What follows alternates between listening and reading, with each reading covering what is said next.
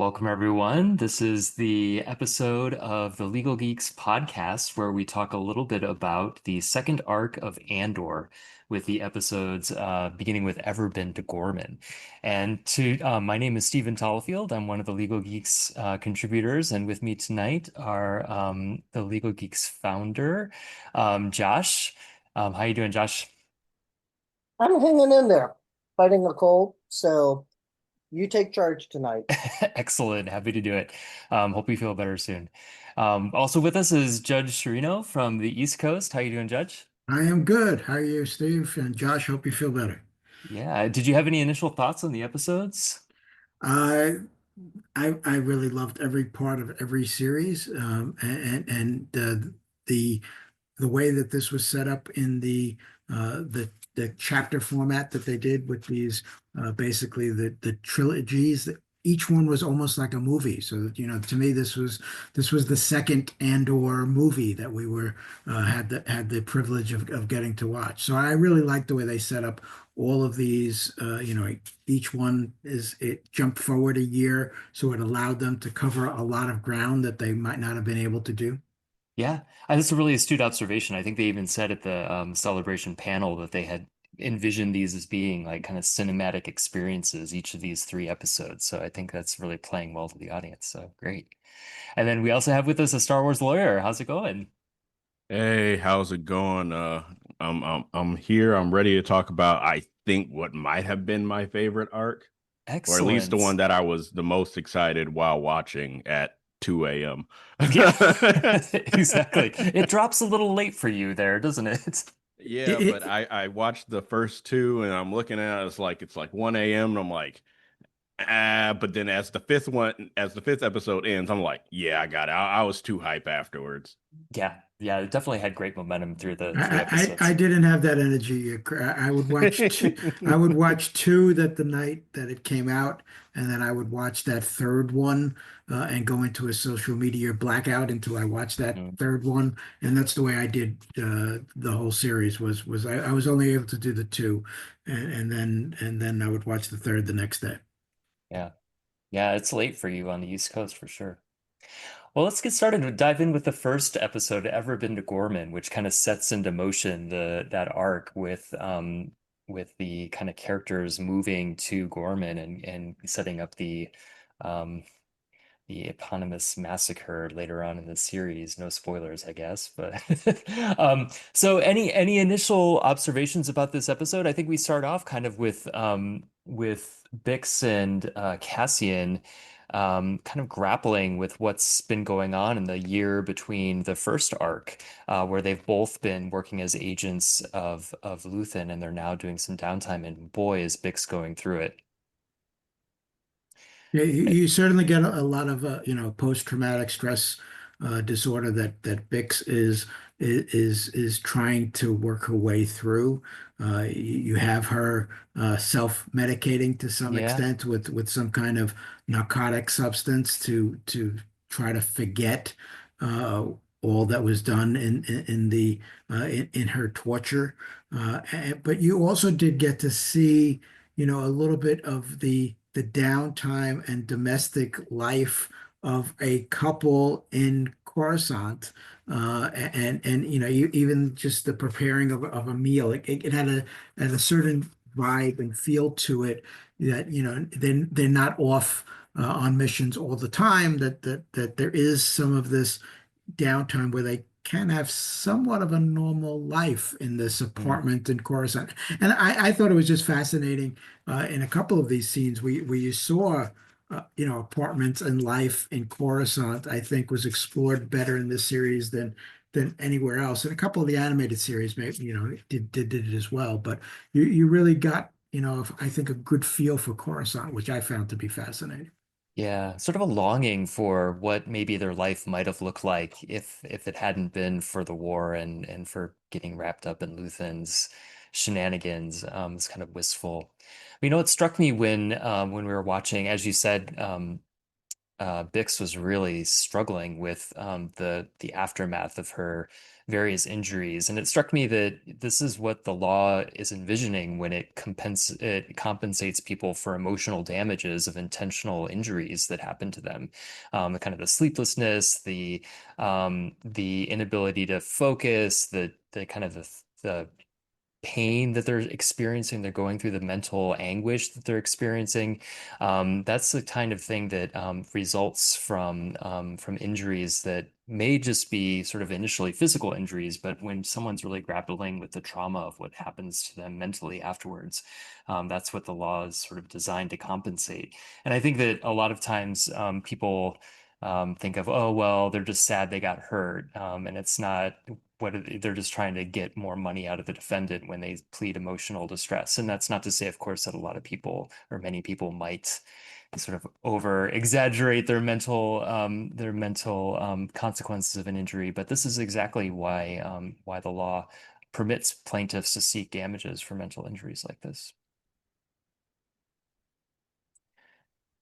So then they're on Coruscant. Then we also see it's not really a legal issue, but Mon Mothma, there's a sort of a montage of like a training montage of her um, politicking potential votes in the Senate, which I thought was really interesting.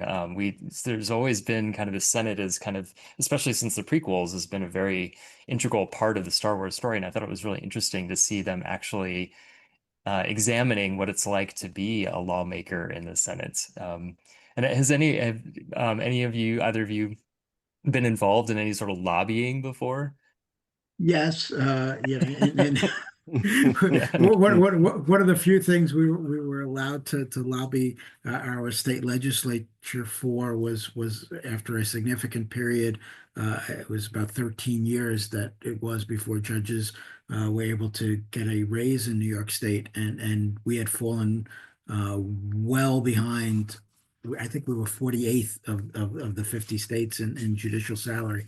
And so they made a rare exception, knowing that judges knew a lot of the members of the legislature, to allow us to lobby for pay raises for a couple of years until they were finally able to accomplish some kind of commission that was able to do that. So I was involved in lobbying in that extent, and was always active politically before I became a judge, and did some to that extent, in that I knew a lot of my representatives, and some of them were and still are, good friends of mine.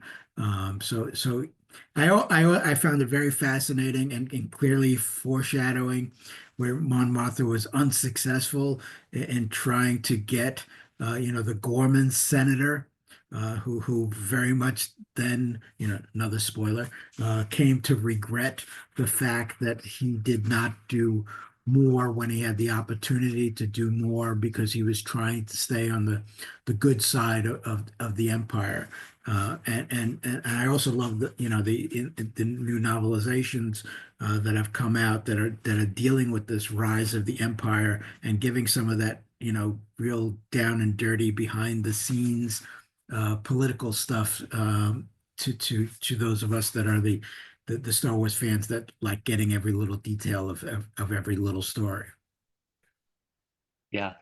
What did you think? Did they capture effectively the process of lobbying of like I talking to think I a think so. yeah. The yeah, the scale of the Senate is so big, and so it's all of these blocks, and there were various key senators that controlled various blocks and various unions, the techno union, the banking clan that controlled certain blocks, and clearly the emperor had his minions within the Senate too. So you would never be able to, in a body that big, be able to reach out to every senator.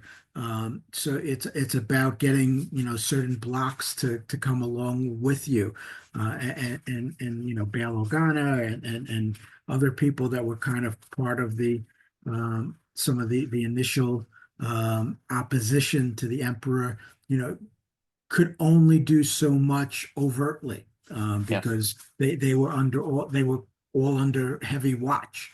Their limo drivers were working for the Empire. Yeah. So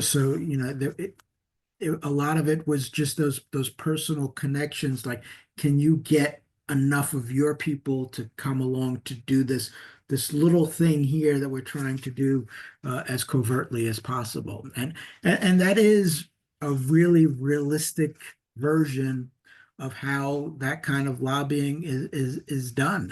It's if you have some kind of contact or ability to get that face time with a politician, and then convince them that this is why we need this. Can you get others? And then it's horse trading and behind the scenes, and I'll support this one for you, and you next support this one for me. That's very realistic. Yeah. Yeah.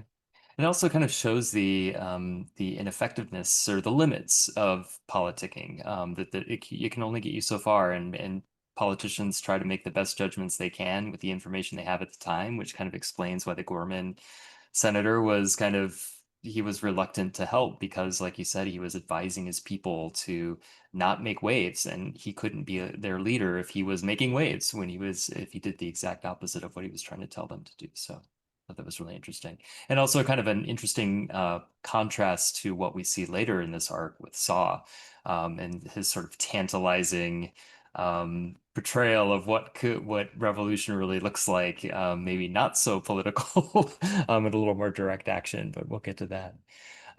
So then we also transition to Gorman. We start to see a little more happening there, and we start to see that Cyril has been working as Dedra's double agent and starting to work his way into the Gorman front to find out what they're doing. And it struck me that this is kind of a situation where, um, of course, in counterintelligence and that sort of thing is kind of a separate military thing, but this is a very common law enforcement tactic when law enforcement will have a confidential informant or someone on the inside to try to get evidence to convict or arrest defendants. And it struck me that Cyril didn't quite know the whole story, but he was gathering intelligence on Dedra's behalf. And I wondered if either of you had any observations about how Cyril's job is going, or what at this point in the series he's thinking about, or what his goals might be. I found it funny how he pushed back on his mom, just repeating the propaganda from the Imperial news. They're making fun of Palpatine. How dare they, those uppity Gormans? And Cyril's just like, don't believe everything you see on TV, because he knows they're listening, and he's just like, yeah, I'm just gonna, seed my way in there. Uh, and I wish we did have a little bit more, because we know obviously Detra's plan is to let the Gorman front, spring their trap. Um, but it's interesting because, in season one, which I guess is 2 years prior to this, Saw list the Gorman front. But they're just so new. You're thinking that they're going to be like some kind of, massive rebel cell, and it's just the people, just people. Yep. Yep. Yeah, Yeah. Deidre certainly could not have picked better in her mission to basically assist a rebel uprising, so that the empire would then have the excuse to stamp it down. However, they also wanted to make sure it was as ineffective a rebel uprising as could be, and clearly Cyril fits the T for creating such a scenario.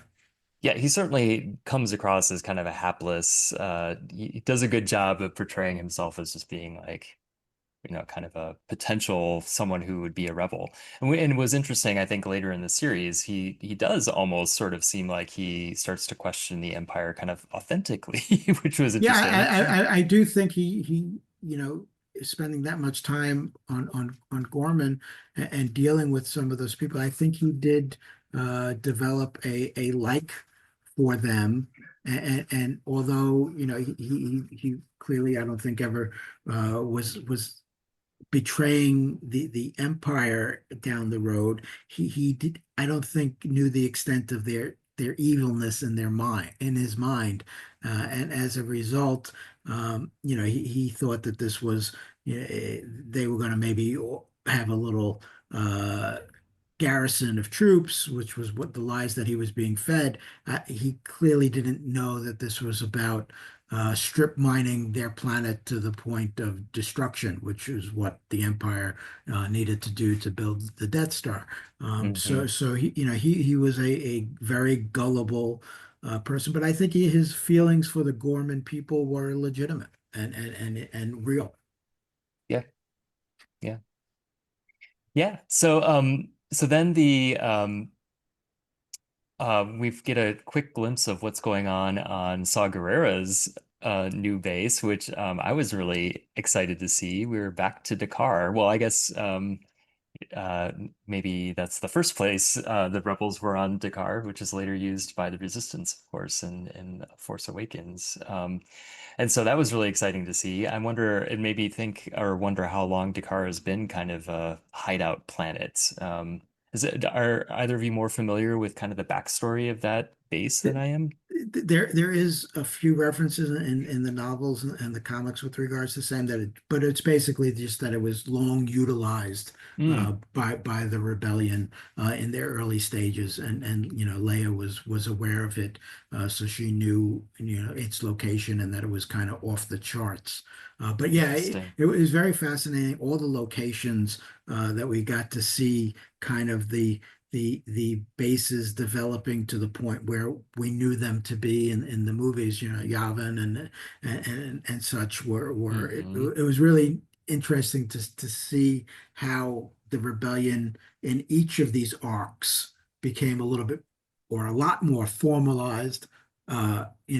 It from a literally just a group of people that kind of were working under Axis and Luther and to this, very regimented military organization. And those that were in the beginning kind of had some resistance to, because they're rebels by nature, to some of that formalized structure. But Hmm. when something gets big, the only way it can operate is some kind of formalized structure and rules. Yeah. Yeah, it's funny that we've always known that it was the Rebel Alliance, but we've never really, Mm. no story has really ever unpacked what that meant. Like who is in this alliance and why are they allied and why were they separate organizations before? It's really interesting to explore that. So we saw a Yeah, little bit in the Rogue One movie where, they're really where Mon Mothma was one of equals, kind of fighting for her Hmm. position to later on where she clearly is the person in charge of the Rebel Alliance. Yeah. yeah, and we get to follow one group in Rebels.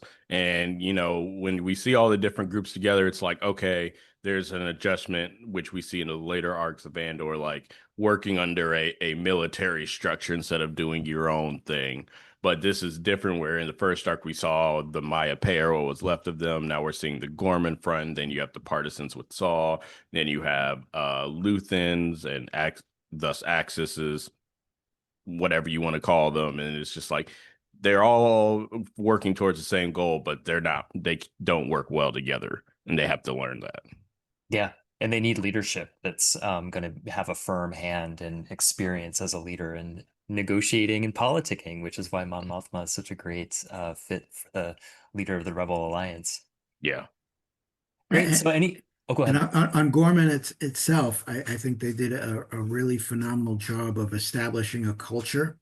Hmm. I thought it was very surprising that they gave them their own language. I've read Right. a couple of articles. It's based on French, and that they actually developed it to the point that it could be like Esperanto or any of the other Klingon. Could become the next geek language of choice. And just the planet itself, is almost a mix of a Roman, French resistance, Paris kind of feel to it. You saw them in Hmm. cafes, you saw them drinking, uh, coffee.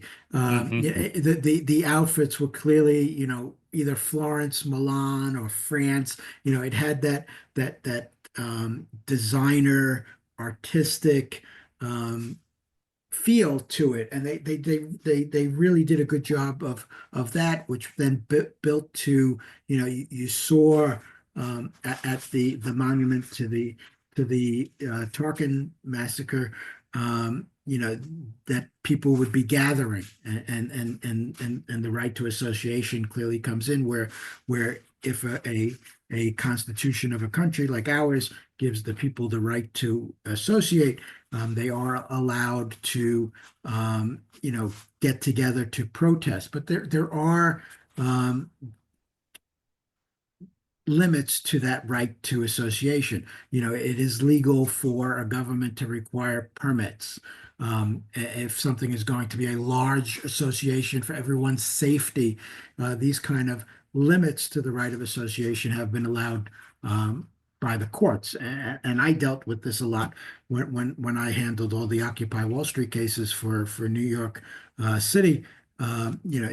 Clearly one of the arguments that the occupying defendants made was, the right to association, and the police were overzealous when they would come down on their right to association, and all that comes into play with regards to the Ghorman, and it was very, very well handled, I thought, in the arc in this series.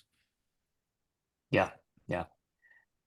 Yeah. So yeah, the Gormans are definitely, when I was watching and hearing them speak it, I wanted someone to break into "Do you hear the people saying?" It was very French Revolution coded. It was Absolutely. they were very much leading into kind of Nazi occupied Paris, and I thought that was really, really cool design choice. That was really cool. Good Does observation. that make Cyril Javert? Yes, absolutely. Or maybe Dedra. Just a little That's combination of the two. yeah, totally. Good. Any final thoughts on that episode before we move on to I Have Friends Everywhere? Great. Well, this is the episode where we get to see uh, uh, Andor really lean into his spy craft, where he is in disguise and he's got those cool shades, and he arrives on Gorman and starts to investigate the Gorman front to see if it's something that Luthen might be interested in incorporating into his more formal rebellion. So that's where things start to get a little complicated with him and Luthen, because he also realizes that Luthen is kind of playing Bix a little bit against, or working with Bix kind of behind the scenes. So the things get complicated really quickly. So any observations about anything going on in this episode legally? It was kind of mostly just spycraft that I saw, Very, but. very much spycraft. And the one legal issue maybe you want to discuss is he spying? I don't Mhm. think he would make, he really wasn't spying on the Empire at that point. He was in a disguise, and there's really no law against being in a disguise. He did travel under false papers, so clearly that would be, various types of forgery and such were in play. So that would be some of the laws that he would have broken, if he was caught, by the Empire. And I think, he very quickly sized up the fact that the Gorman Front, was not something that was going to be successful, and was really going to get themselves into a lot of trouble, and that they, thought much more highly of themselves, than they really had the right, to think, and that they really were having no chance, and that if they put a lot of resources into the Gorman front, they would not get great dividends from that. So I think that, it was a great episode as far as watching and seeing the actor play the designer, that he was, and the interaction between him and the hotel clerk, which then comes into play later down the road. where the heartfelt story from that clerk as to the loss of his family members really brought home that Tarkin story, so that we understood why the Gore were so angry about that particular incident, and why that memorial meant something to them, and that why that memorial was the appropriate place to assemble. Yeah. Yeah, and I thought that was a nice nod to Legends because the Gorman Massacre in Legends was Tarkin landing his ship on protesting Gormans, which they just made the Tarkin Massacre here. And then obviously we see the Gorman Massacre a little later. So that I thought was interesting, in the fact that they did memorialize it. And then the Empire is just like, we're just going to, rub salt in the wound or stick the knife a little bit further in. And I thought it was funny. The leader of the Gorman Front talking to Cyril is just like, yes, we believe the ISB is running a shadow government and Emperor Palpatine doesn't know, which it's just really funny. Just the irony, since Palpatine's been running a shadow government for, at this point, what, 20 years? Yeah. 25? Yeah. Several And of them actually, because Yeah. he's running the Clone War by running both sides of the participants to a galaxy-wide war. yeah. And I think that observation too underscores just how effective Dedra has been in kind of pumping up the making sure that those rebels are going to do the wrong thing, Hmm. and in feeding them information and then making them feel like they could actually succeed and giving them confidence so that they will ultimately overplay their hand. And I think it's a really so it shows like what a good uh, tactician she is and what a mind she has for it. Even the success of the mission, when they're able to stop the transport and steal the weapons, just gave them enough weapons Yep. to put a great show for the television, so that it Hmm. was clearly right for the Empire to stomp them down. Yep. Yeah. Very interesting. Yeah. So, and then also in this episode, we get to see the Saw Gerrera taking Willman kind of under his wing after um, taking out the other guy that Willman was training. Um, Yeah, good old Pluty. yeah. We get to learn a little bit more about Rhino. And I think you all are a little more sort of well read in the kind of the lore, and I had to kind of figure out what Rhino was, the Rhydonium fuel. Had you encountered that before? I only remember seeing some, it being referred to. Okay. I didn't realize that that's what it was that Saw was kind of addicted to by Yeah. sniffing the fumes, so to speak. And I also got a vibe that although Saw and Luthen are very different, when it came to dealing with any loose ends or weak ends, both of them were as ruthless could be.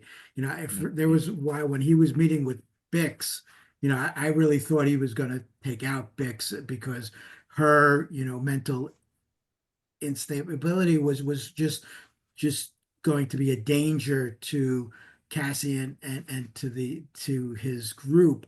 And when he was kind of giving her some more narcotics, I had a feeling that maybe he was going to be slipping her an overdose.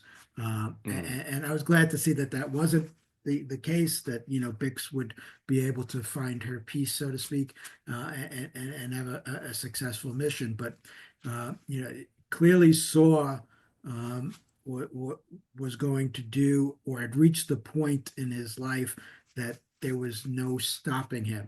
Very much like Luthen, I think he came to the realization that he wasn't going to see the sunrise that was coming forth down the road, that they would do their best to make sure that the next generation would get to see that sunrise. But they knew that they weren't going to be walking out of this rebel movement themselves. Cannon fodder, as he called it. Cannon fodder, yep. Hmm. Yeah. Yeah, and I like Yeah. that observation about the ruthlessness because Well, I watched Rogue One again after the final episode of I did Andor. too. I just Yeah, you had to. I mean, it yeah, just exactly. and then And I can't watch Rogue One without at least watching the first half right, an hour of New Hope. Of totally. Mhm. so I go right from one to the other. It's just Makes total sense. A Yeah. new supercut has Yeah, yes, awakened. yes, totally, totally, yes. totally. And in Rogue One, Andor talks about how he's like, we've all done terrible things, um, in the name of the rebellion. And it's interesting that the show is kind of showing us, it actually kind of, well, it shows us a little bit, but Andor having done having murdered the soldier that which Bix is really struggling with in the first episode of this arc, when apparently he wasn't a threat, he was just kind of a loose end. It shows that Andor has kind of adopted those kind of ruthless tactics of Luthen and Saw, and that side of being a rebel is really taking its toll on them. And it's ultimately, And it makes that scene in Rogue One where he shoots the guy where the stormtroopers confront them. You right. really understand that scene just so much better. Yeah. Hmm. Yeah, because in throughout the series of Andor, you kind of really get to identify with Andor, and in the beginning of Rogue when it first came out, you didn't really understand him or know who this guy was, and so seeing that kind of act of that ruthlessness was kind of shocking. But I like how the series is building that into his character, and it's showing us how where that comes from. It's really interesting. Yeah, I know we saw it in the trailer, but to get the greater context of Saul saying, "Revolution is not for the sane," just in a greater context is it makes sense because what they're all doing, all the rebels that we're following in this series is crazy. You ask the average imperial citizen, it is crazy what they're doing, rebelling against the empire, and then the lengths that they have to go to do it. We see, Hmm. Luthen speaking, I've adopted the tools of my enemy to defeat them. And Saul is definitely by any means necessary. And Hmm. so, and then you think of the politicians like Mon or Bale, and people are like, well, you're in a position of power. Like, why would you ever go against the Empire? Like, you've got it good. You're both rich. Like, why would you do this? It goes beyond just the foot soldiers or the captains, the lieutenants and everything. It goes all throughout the rebellion. And dovetailing on that with the giving up, you're rich. The series really did a really good job of showing how good the luxury life in the empire was. Hmm. Mon Mothma could have lived a very comfortable life in the empire, and this, leads to the next episode where you see another party on her planet, and the wedding, just it was the opulence and the the car she drives around in. I mean, it really showed that the high the aristocracy of the empire, that the politicians, the rich that were in the empire, really did not have a bad life. The planet that had the minerals that the empire needed, they were going to get messed up. But if you live and let live and didn't resist, you could have had a very nice life in the imperial universe. Yeah. It was funny that I can't remember if it was this episode or maybe the next one. It started off with the the Hollow Net show is like the talk show of the women talking about the Hmm. parties and how they wanted to talk about who's wearing who's wearing what, and sort of very rung very true with our culture of sort of people being preoccupied with wealth and status and celebrity. And I thought that was a really interesting take on Tony Gilroy's on behalf of how like wonderful some people have it, but for everyone else, it's maybe not so great. I Um, loved all of those moments of showing the television show or even the commercial that was about the Ghorman and their Oh yeah. planet and the production and how they produce their clothing, and those little snippets just really round out the universe in such a wonderful way. Yeah. The world building is really next level in this series for sure. Great. Well, so we could move on to What a Festive Evening. Now we're sort of talking about the party, unless you had any other observations about that other show or that other episode. Great. And let's go to the party. Yeah, the party was something to be seen. And this is where, uh, as we said, Mon Mothma and Perrin, her husband, go to the event thrown by Davo Skolden, their new um relative, I guess. Their daughters, In-laws, yeah, their in-laws. in-laws. In-law, Yeah, yeah. yeah, exactly. So they're going to the party and to get invited to see the secret collection, which, as we've learned, um, contains a listening device that Luthen and Clea have planted in to listen in on Skolden's happenings. And so this actually presented quite a legal issue that stuck out to me. It was the fact that there's a listening device planted on someone's private property. And we all know that, of course, if you're law enforcement or you're the government, you need a warrant to wiretap someone. But any thoughts on a private citizen wiretapping someone else? It's clearly an invasion of privacy, and since this was being done to further uh, an anti-government movement, you can make an argument that it would be treason to the empire as well.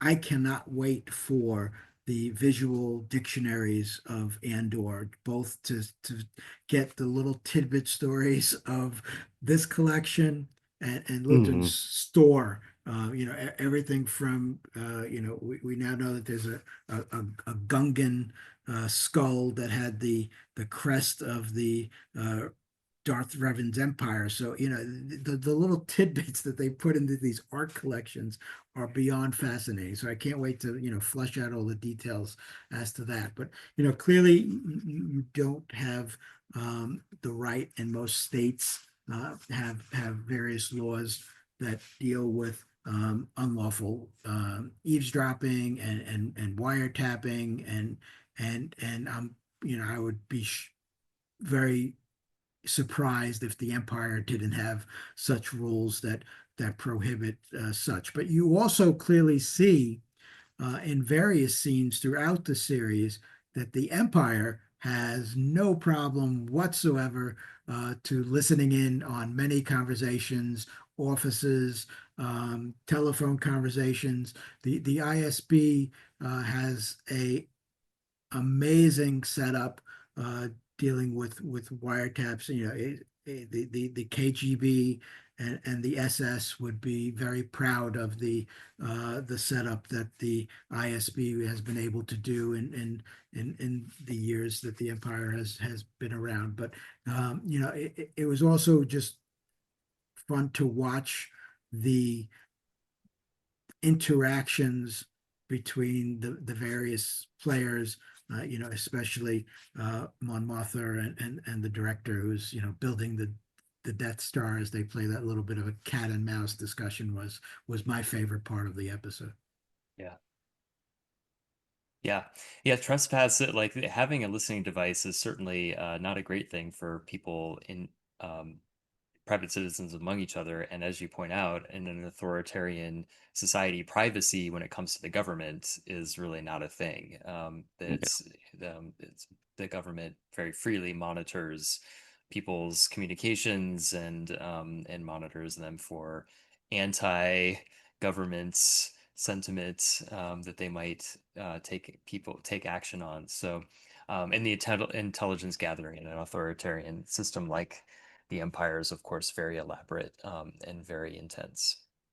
And I have been in the position where I've gotten these requests from government, especially when I sat in Manhattan, and some of the um, requests are, you clearly have to feel that the government, or at least I did, that the government has met their various burdens that they have to meet in order to convince you to sign off on these various warrants and eavesdropping and wiretapping and Hmm. tracking of phones and so there's a safeguard that of those of us that were in the judiciary role to have to convince us first before the government was able to do these kind of things. And it's it's those kind of safeguards that protect the rights of the citizens. And I don't see the empire having such safeguards. They're not Yeah, super, no, not at all. they're not super into those for sure.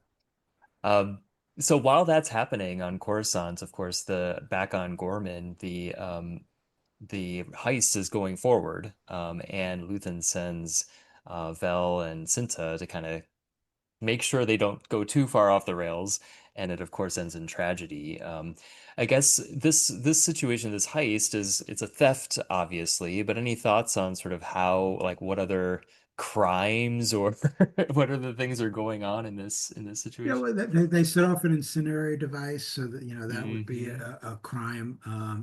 Theft of government property, Yeah, which Josh and I talked about last week.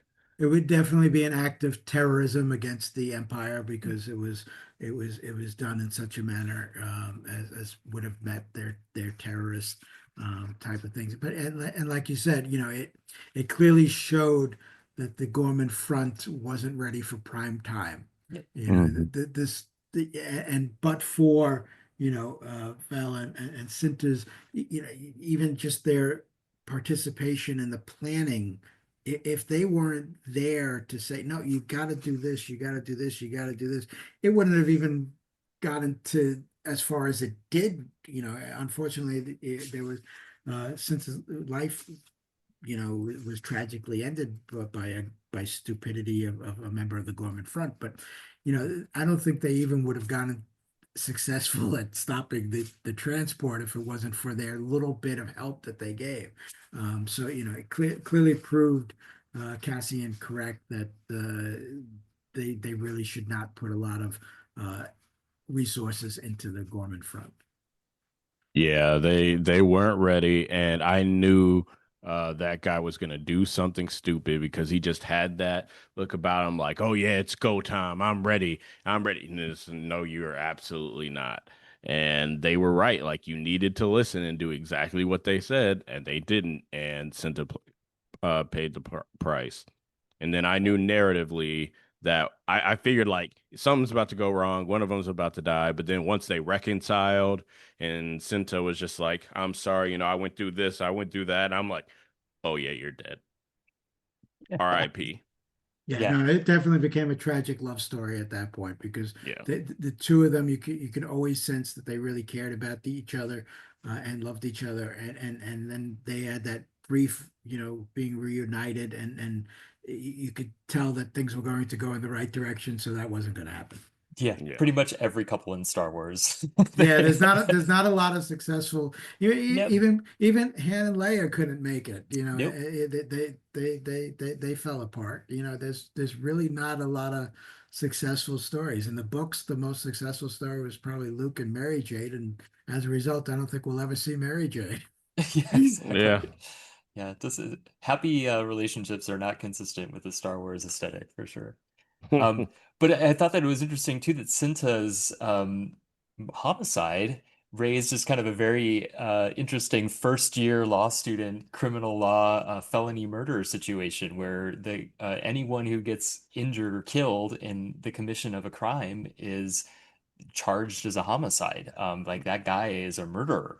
He didn't certainly didn't intend to kill Cinta, but because it occurred during the commission of a felony, he's Really, anyone that was part yeah, of that mission could Yep. be, he yep, clearly could, he killed her, so he could clearly be charged with the murder, but yep, all of the other participants can also be charged with that murder yep, because someone died during the commission of a felony, and I'd be hard pressed to say that this wasn't in some way a felony in the empire. So, and they were all aware that well, I can't say that because they weren't supposed to all be carrying weapons. Mm, So Yeah, he wasn't supposed to have one. right so there is a defense to the felony murder in some states that if you were unaware that your co-conspirator was carrying a weapon, some states allow that as something that you could plead in order to get around the felony murder, but that depends on the jurisdiction. Probably the empire would not be so forgiving. No, yeah. Yeah, so we that's saw right. that last season. Yeah. Yeah.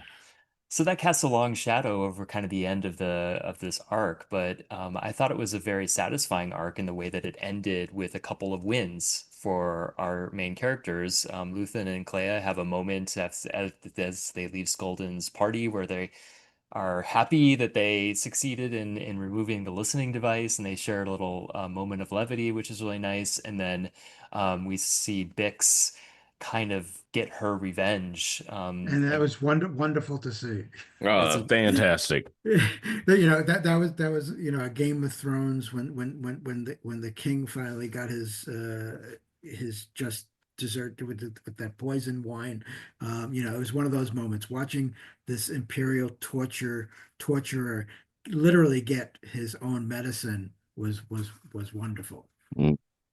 very satisfying. And you could see from the smile on Bix's face as she walked away as they cool people never look back at explosions, of course. And so they walk away after detonating his floor.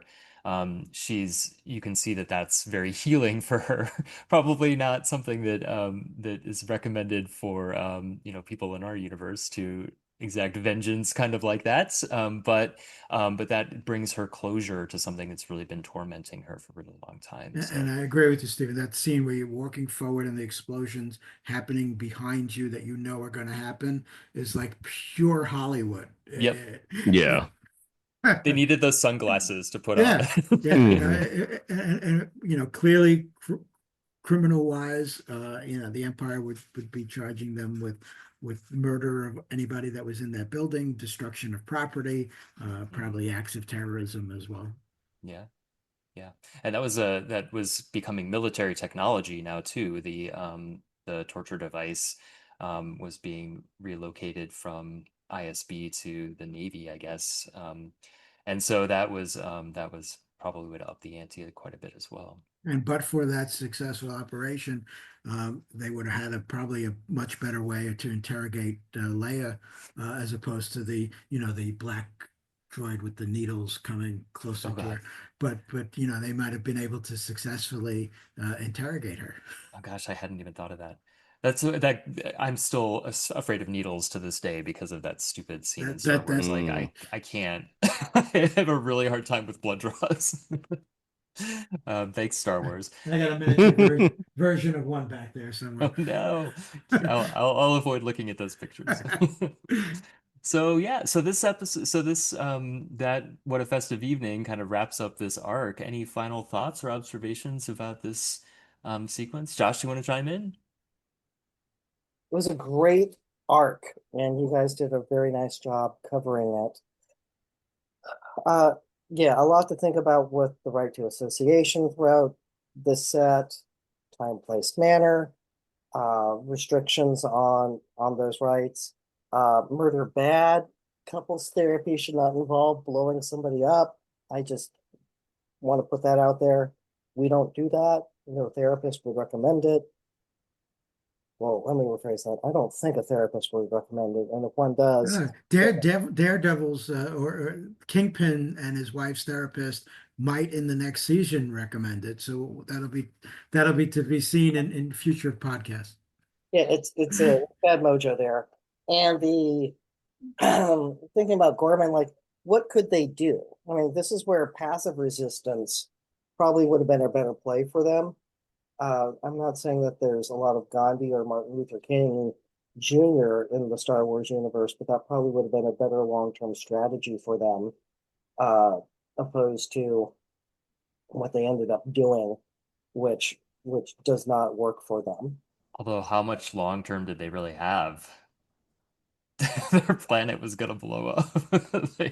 It's interesting. I think Tony Gilroy is really kind of pushing at our our sensibilities about what is an effective means of protest, and what is an effective means of rebelling when the government becomes totalitarian like that. Well, then it also goes to the militarization of the press and being able to leverage, again, the passive resistance to a movement to displace the people. Like, can that work in 24-hour coverage, or would the propaganda win? Don't know the answer to that, but there are examples, both historical and fiction. It's one of the Tom Clancy novels. I think it's either Some of All Fears, or I think it's Some of All Fears, where uh you have a protest in Israel and the Palestinians adapt passive resistance and taking the page and singing "We Shall Overcome," and it ends with one of the Israeli soldiers shooting one of the protesters in the head on live TV, which then that the world swings opinion, and you end up with the Vatican deploying its robo troopers to instill peace and be the peacekeepers in that area. But again, that's an example of a passive resistance to a totalitarian, um, action against a peaceful protest. So could that work in the Star Wars universe? Maybe, maybe not. I mean, with the press controlled, I don't know. So that's where my mind went in seeing the guys with the flags trying to protest and knowing that it's only going to get worse and probably the planet would become uninhabitable. Yeah. Well, which especially with which was the yeah, Empire's point. Yeah. exactly. They were sort of manipulating it to Hmm. box everyone in like that, and then they had a sniper who shot. Yeah. It's like you, yeah. It, Some it was it protests, was it was very well orchestrated yeah, by the ISB. mhm, They did their mission successfully. went all according to Dedra's plan. Yeah. This is devious. Any final thoughts before we sign off on this episode? Great. Well, you want to take us out, Josh, since you're here? Sure. Everyone, thanks for tuning in. Wherever you are, stay safe, stay healthy, and stay geeky. Take care now.